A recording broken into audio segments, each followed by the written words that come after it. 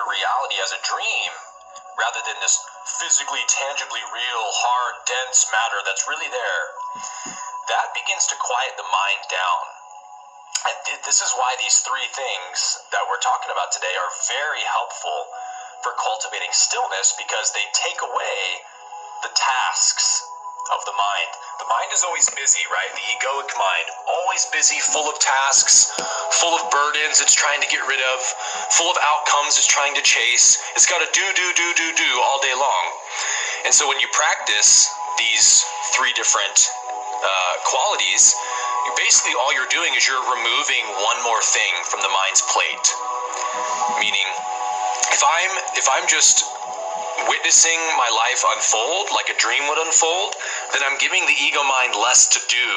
It doesn't have to go interact with that dream anymore now that it knows it's a dream. So again, this is not a denial of reality, and I very much am inwardly averse to those kinds of teachings, the Neo-Advaita teachings that are like, ignore everything, dismiss it, it's not real, it's an illusion. No, I don't ascribe to that. The world is not an illusion. What you think about it's an illusion. The way your mind pictures it as separate from you is an illusion.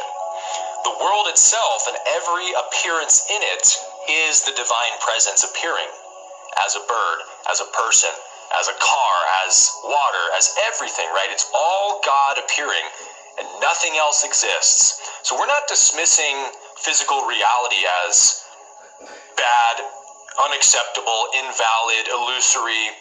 We're dismissing our mind's interpretation of it as illusory. Are you guys rocking with that distinction? Does that make sense? It's a big distinction. I'm not dismissing the physical universe itself, or whatever you want to call it. I'm not dismissing the outer world itself. I'm dismissing everything my mind has to say about it. Because what it really is the divine presence itself. And if I want to experience that divine presence in the bird, in the person, in anything, then I have to be open in that way. I have to go beyond my mind's limited way of thinking about it.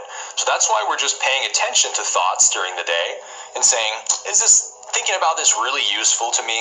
Is this contributing to my devotion to love?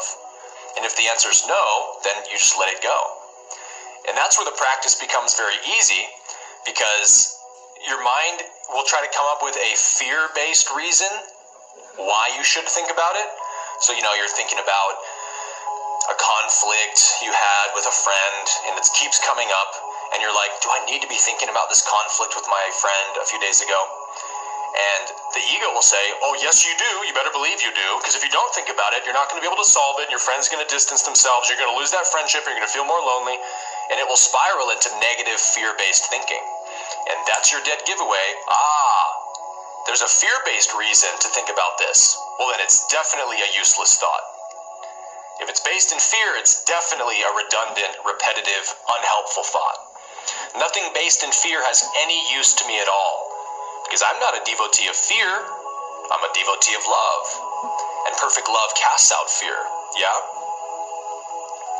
So I'm going to share my screen and read a quote to you from the Ashtavakra Gita. In the Ashtavakra Gita, it says, love your true self, which is naturally happy and peaceful and bright. Awaken to your own nature, and all delusion melts like a dream. How much pleasure you take in acquiring worldly goods. But to find happiness, you must give them all up. The sorrows of duty, like the heat of the sun, have scorched your heart. But let stillness fall on you, with its sweet and cooling showers, and you will find happiness. So clearly here, Ashtavakra is describing the way that the desires for worldly goods, for pleasure in the world, our attachments, the outcomes we think we want, these lead to sorrows, right? These lead to burdens and stresses. All we're doing is lumping burdens on top of the mind that it has to think about, it has to stress about, it has to put lots of effort to chase after. And so it takes us out of stillness when we're attached to these things. So Ashtavakra says, to find happiness, you must give them all up. So in one sense, it's like, yeah, that's as simple as it is. Practice giving up attachments. Is that always going to feel like an easy practice? By no means. But it gets easier the more you practice it. So moving on to the second point of mindfulness, mindfulness of thought activity as a practice, we can say that part of devotion, the direct path, if you're going to abide in the awareness of love's presence, stillness is the gateway, right? Stillness is the entryway to be aware of love. Because love is still, love is gentle, love is omnipresent. It doesn't force itself, it doesn't announce itself with a red carpet entrance. Love is very humble, right? It doesn't seek its own glory. So if you're going to be aware of the presence of love, you better get still, or you're never going to be aware of it, because the ego is always announcing its own presence. The ego is always rolling out the red carpet for its thoughts, and look at these thoughts, they're so important, they're way more important than anything else you could do right now. Worry about this, worry about that. And so love's presence becomes obscure to you. So part of devotion is the continuous remembrance to abide in stillness, right? Under all circumstances, we should remember to be still inside, so that love's presence can not only be felt by us, but acted through us. And whenever we forget stillness and go back into mind activity, which will happen over and over, especially at the beginning, no problem at all, right? That's our chance to requalify. So we just have to simply notice our failure to abide in stillness and make the instant correction. Remember stillness again. Return back to the simple being. Not striving, not struggling, not worrying, not stressing, just being.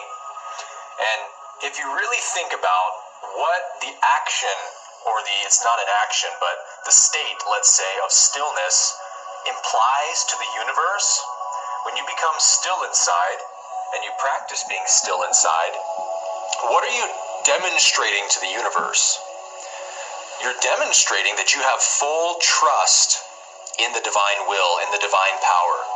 When you live from a place of stillness, of surrender, acceptance, these qualities are powerful demonstrations to the universe that you're ready to ascend, and that you're cultivating the platform for fourth density consciousness to come and rest upon inside yourself, right? You're making room for love. You're making room for fourth density consciousness. And you're literally swearing your allegiance to the divine power when you are still.